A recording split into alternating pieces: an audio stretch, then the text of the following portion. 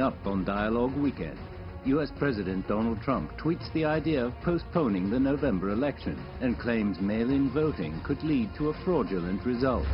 The U.S. economy suffers its biggest quarterly decline on record, with GDP falling 32.9%. And this week's newsmaker, now on Dialogue Weekend. Welcome to Dialogue Weekend. I'm Xu Jianduo. U.S. President Donald Trump has proposed the delay of the upcoming general election. Though he sort of took back his suggestion later, the concern remains whether the election will be carried out smoothly with disputes being kept minimal. As the pandemic continues to surge and the economy suffers tremendously, Trump's chances of winning re-election are getting dimmer and dimmer. But as we all know, the president is not someone who will give up easily. So what will happen next in the time leading up to the November election? And what if the president refuses to accept the election result? To just discuss this, I'm joined by Professor Liu Bochen from the University of International Business and Economics. And via Skype, we have Laura Schwartz, a political commentator in Chicago. So welcome to the show, Laura and Bochen. So Laura, I'll start with you. So everybody knows that President Trump made the suggestion and then he took back a little bit. So I'm wondering how serious is him in making such a proposal? Is he joking or is he seriously thinking about the delaying of the election? You know, as serious as an issue as this is, I'd rather he be joking. But what we hear from the inside is that he has repeatedly asked his aides if they can postpone the election, to which they say a resounding no. Sir, we cannot do that. You do not have the authority to do that. It hasn't been done before. And yet, he's gone out and been consistent. Even though he pulled it back a moment, he came back yesterday and reinforced the notion that it would be fraudulent and it needs to be postponed. And that's the scary thing. He truly is convinced he needs to postpone it in order to hang on to his power. As you mentioned, the poll numbers are sinking for him consistently. And this is his way to try to rally his base against accepting what could be a Biden presidency. And it really is scary to think that someone in the seat of power, not just here in the United States, but being looked at from around the world, is making such an undemocratic suggestion. What do you think about the response? Of course, you see, first of all, there are firm responses from the Congress, including both Democrats and Republicans. That's a resounding no. So we'll go ahead as planned on November the 3rd. But at the same time, you see the responses from his own people, let's say, Secretary of State Pompeo and Justice Minister William Barr. So Pompeo is kind of being vague. You know, this is in the hands of Justice Department. They will make a decision. And then William Barr says, oh, I will look into the law. And it really is... And, you know, Pompeo himself came from the United States Congress. He knows better than this, but he simply does not want to fall out of favor with President Trump. He has hooked his wagon onto President Trump, and he'll do everything to keep trailing along behind him. The problem is the Republicans on Capitol Hill, like Mitch McConnell, the leader of the Republican Party in the Senate, even he realizes that you cannot delay an election. And many people are saying, well, look at this. The Republicans are stepping up, and finally, they're pushing back on Trump. Well, they are pushing back on any delay of elections because that's just asinine. But what not everybody understands is that absentee ballots, mail-in voting, has always favored the Republican Party. And right now, because of President Trump, a lot of members of the U.S. Congress in the House and the Senate, the Republicans are at risk of losing their majority. So the leaders, like Senator Mitch McConnell, are being very politically shrewd as well. They know that if they're going to hang on to some of these seats, they need the absentee votes. So they don't want it to be declared fraudulent. That is, in fact, their strategy. For many years, the Democrats rely on get-out-the-vote strategy that says, get to the polls. We want to see you on Election Day pulling that lever. Now, the Republican National Committee, their get out the vote strategy has always been to see who's requested absentee ballots. Then they get on the phone and say, hey, did you get your ballot? Are you ready to fill it out? Are you sending it back in time? So it has been a long-standing tradition of the Republican Party to be very pro-absentee ballots. So mail-in voting, as the president says, is fraudulent, versus absentee voting, which he says is okay. It's the same thing. And so therefore the Republicans do want it to go forward because that's how they feel they can continue to get, you know, whatever vote they've got left this fall. So they're standing up to him, they're pushing back, but it's not just because he's wrong. It's because it also favors them politically to move forward with good mail-in balloting. For the senators, Republican senators, the Congress people, of course. But if you look at the issue here, you know, the Republican Party, of course, President Trump, you know, encourages all the schools to be open in the fall. Seems that that's safe for the kids and for the young people. Somehow it's not safe for people to come out and vote in November. So what do you make of it? And also he changed his mind, you know, very soon.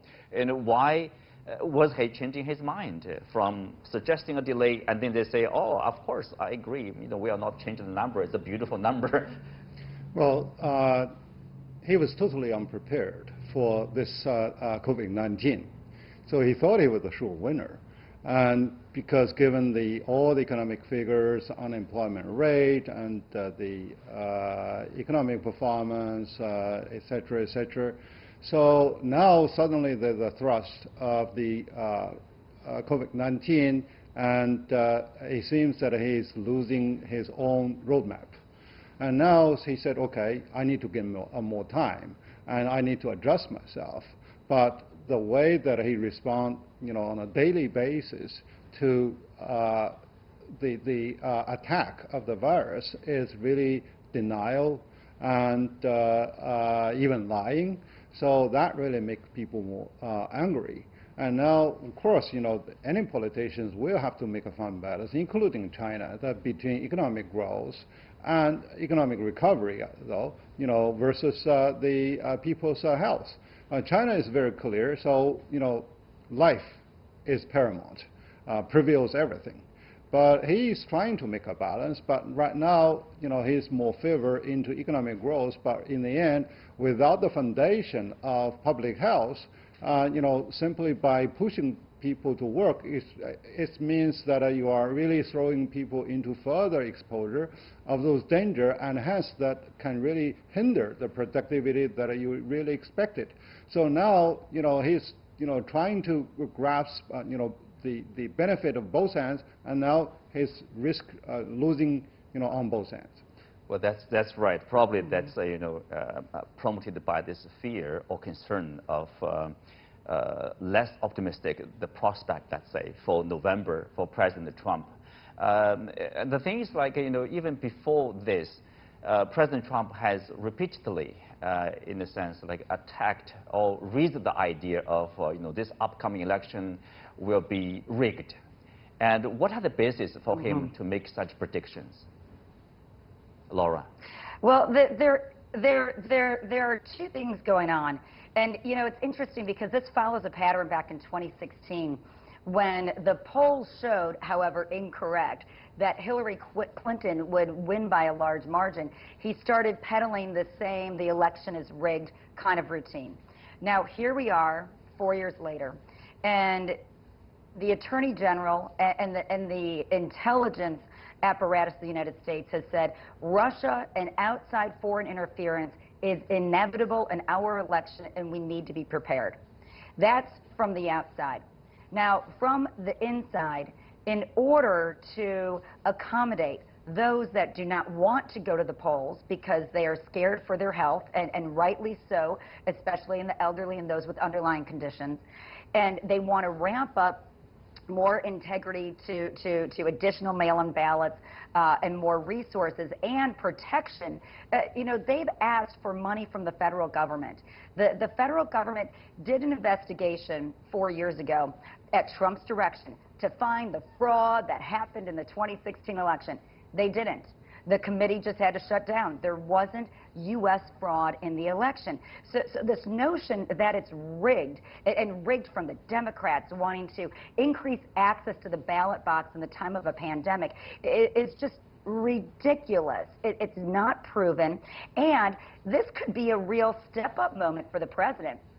Donald Trump could say, listen, I'm concerned about all the many more absentee ballots that'll be cast, but I understand it's a good thing because we want to keep Americans safe and healthy. So I am instructing, this much of the budget to go towards the states to help, bolster up their voting capabilities. But he's not. And there are just so many missed opportunities when President Trump could lead, and he hasn't. And so it's incredibly disappointing, though it's not out of character at this point.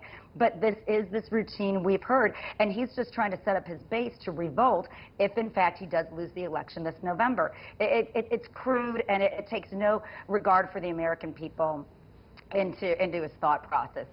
And that's what I think it was reflecting in the polls. People are really getting frustrated with that. When he won last time, he was able to get enough of the independent vote, a lot of the women vote, and traditional Republican vote in order to win. Those are the same people that do not like him challenging the integrity of America. And those are the folks that could go Democratic this time and lose it for him. Mm-hmm. Yeah, let me give you one example. As a professor, what type of students would ask for a delay of exam, and who will budge, with your grading procedure? It's those students who are not really confident with their final score. Not ready. Right, so they are not ready. They thought, well, give me more time, I can be ready. Actually, even if I give them 3 months more, and they can still do a lot of the homework. Okay, that's a good example, probably. That's a great analogy. You're right. As opinion polls shows, I think this recent opinion poll showed that 2/3 of the respondents actually, they disapproved of President Trump's handling of the pandemic, and of course, the management of the economy, and also relationship with Russia outside here. But Laura, I'm still wondering, if you take a look at his base, political base, it seems it remains unchanged, more than 30%, sometimes 37%. Are you concerned that, maybe it's too early? Some people would dismiss the chances of President Trump getting re-elected. So how likely, how concerned are the Democrats, let's say, Trump might win at the end of the day? Mm-hmm. Well, the Democrats that are concerned are doing the right thing by saying that out loud. The Democrats that are buying into the polls will do a great disservice, because this is the situation. Trump does, as you just mentioned, have a very strong base of support, but he needs to win certain swing states and the great state of Florida as well in order to win mathematically our electoral college that, in the end of the day, represents the votes of the country and pick the president. So with that being said, there's still a path to victory for him.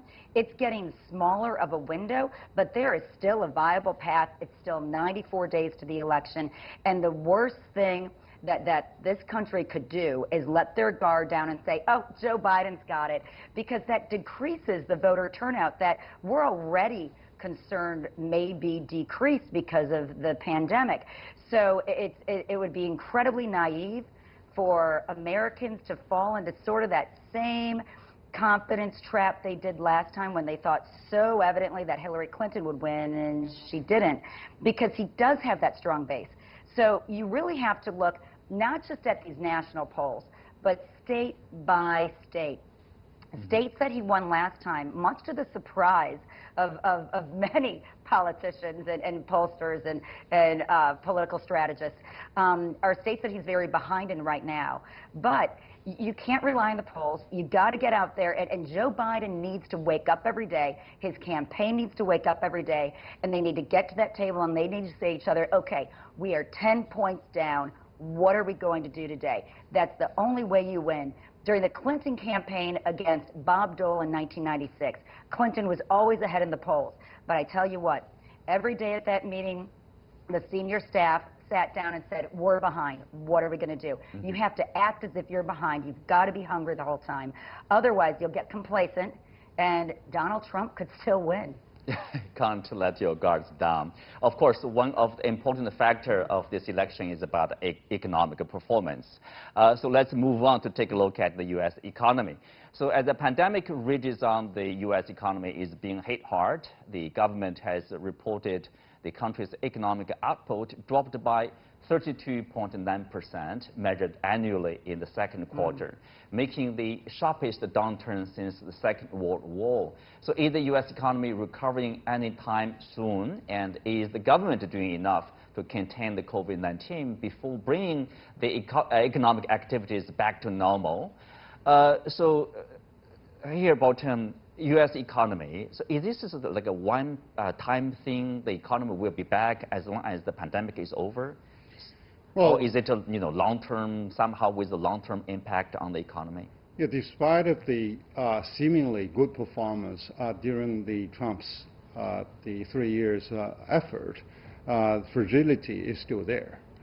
So one key issue is that where is the manufacturing sector? Now you merely rely on three pillars: the Wall Street, Hollywood, and the Silicon Valley.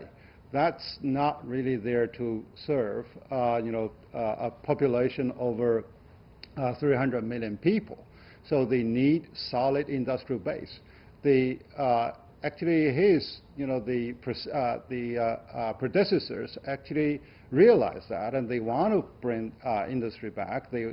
Trump also, wanted to bring industry back, but where is a realistic solution?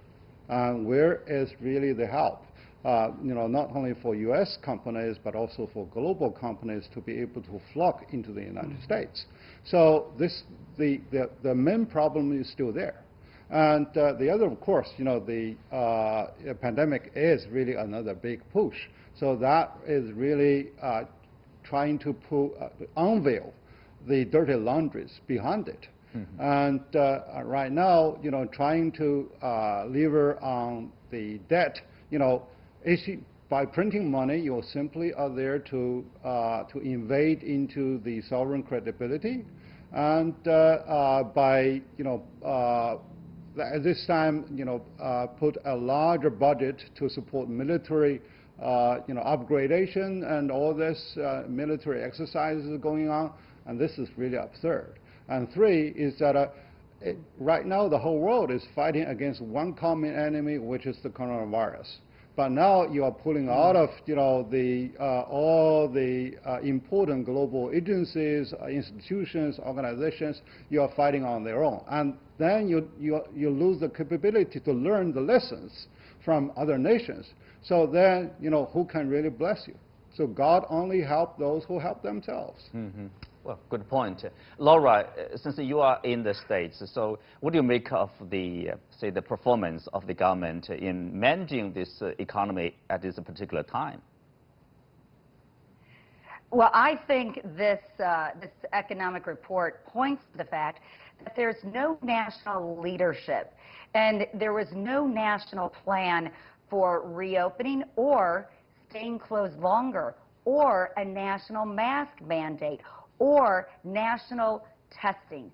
And so when you put those things together, it's been left up to the states. And it's interesting because if you put a political map over the United States and you see where some of the states opened too soon, they were red states. They were Republican states. And then you see where it's coming back, the same thing. So it's been largely political because Donald Trump is so afraid that this disease is going to take him down, but he's letting it by simply not acting. So there is lack of national leadership, lack of national planning, and opening up the states has led to an economy that simply cannot consistently recover, because now what we're seeing here in the United States is as we have an increase in cases, and hospitalizations, most importantly, we are now having to close down parts of the economy. And an economy just can't work to open up, shut down, open up, shut down. And that's why we don't really see a recovery until, honestly, it could be as late as 2022. So there is a real opportunity here for Joe Biden, and he's created a plan called Build Back Better. He's coming out with a health care proposal in the next week, because that's what America wants to hear. They want to hear what areas of the economy and of our daily lives you're going to improve in order to get the economy back on the right direction. But it really has been that lack of leadership and that level of national standards that's led to such disarray. Well, if the assumption is wrong, you will definitely psychologically try to close eyes to different opinions and to reality. And of course, solution is wrong. He assumed that, okay, the summer heat can kick the virus away or kill them, and so that I can have people can easily forget the mischiefs, and then I can put everything on track. But this assumption is proven to be wrong, so that's why he's getting more disarrayed. More disarrayed, and of course, Federal Reserve Chairman Jerome Powell. Yeah, that's another very important issue. Actually, he deserved a lot of respect from our economists before by holding on the policy. But then he totally just surrendered to such a situation, and simply by playing money games, he thought, okay, the whole world will have to buy the soap of the United States, and that's also a very wrong assumption. Though in a sense, that's he's doing his job. That's why I think he coming out and saying that basically with a warning, unless we can contain the pandemic, so economic recovery will not be achieved. I just print the money, print the money. Right. The money must be there to represent the real stuff. Without productivity, without the proper trade agreements implemented with many other partners. So what's the money for? For example, if you and me, okay, someone, here we just have one apple. If someone gave us $1,000, so what does it help us, with splitting the apple? So this is definitely the case. Briefly, Bolton, do you think this time around, the U.S. economic recession, let's say, obviously officially recession, is it worse than that one in 2008? Well, it is really heading to that, because right now you do not have a very strong industrial base to shore it up. And then, fear and panic is really looming large. So think of that. If you get your finger burned once, you may, after a few days, you may forget it. But now they get their fingers burned several times by, simply going quick back to work, back to normal, etc. So people are now getting even more feared about resumption, and people are getting more conservative. And now with all the, split of between the two parties, and even the split of different opinions even within the cabinet. So that's really getting things rather discombobulated. Well, it's still hard to see what will happen next. Probably not that optimistic. Well, let's leave it there for now and take a look at this week's Newsmaker.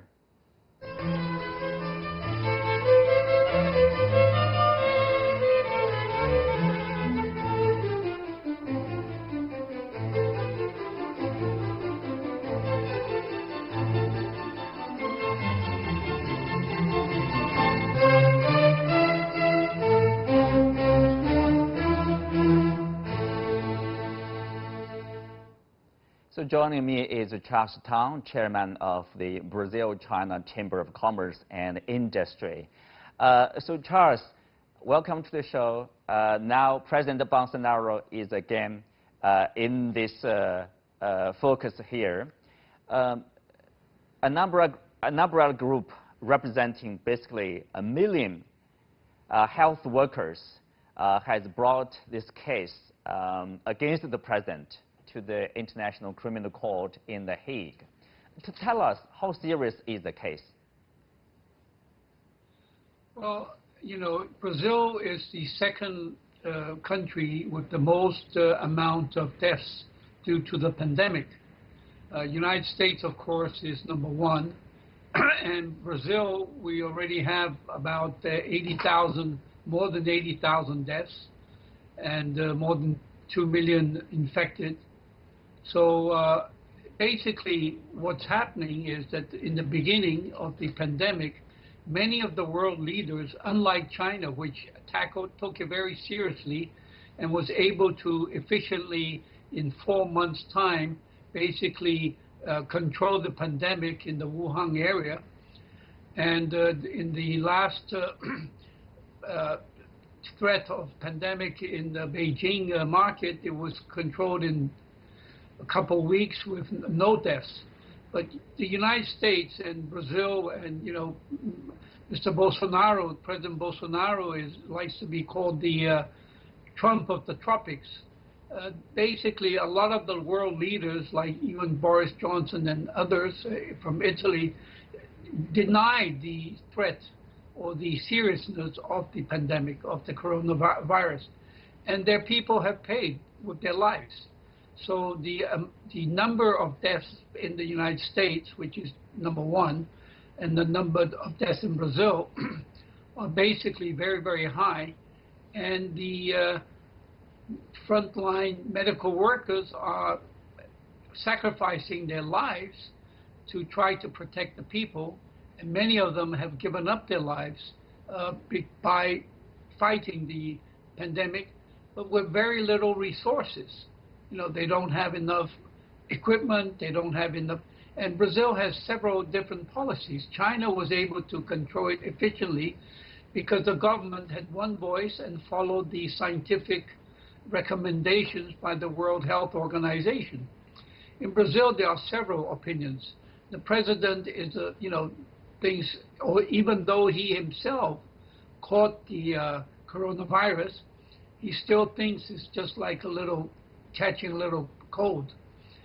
And although Trump finally has turned around to recognize the seriousness of the pandemic, he's doing it very late. And many people have died because the leaders of countries have denied the threat of the pandemic.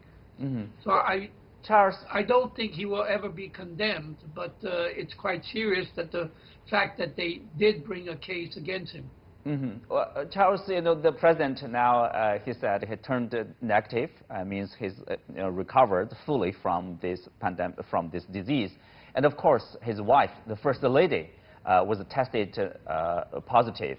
And with this case now going on, I wonder, what about the president's political fortune? How is that affected by the case and, of course, by the latest news of his wife being tested positive, things like that?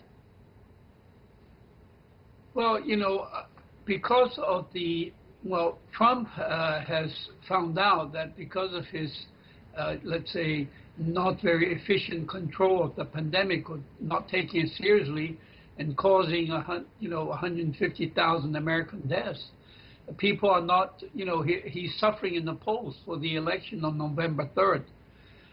Brazil, of course, Mr. Bolsonaro, President Bolsonaro, still has 2 years left of his term, but of course, the surging number of deaths does affect his chances, although it's still far away.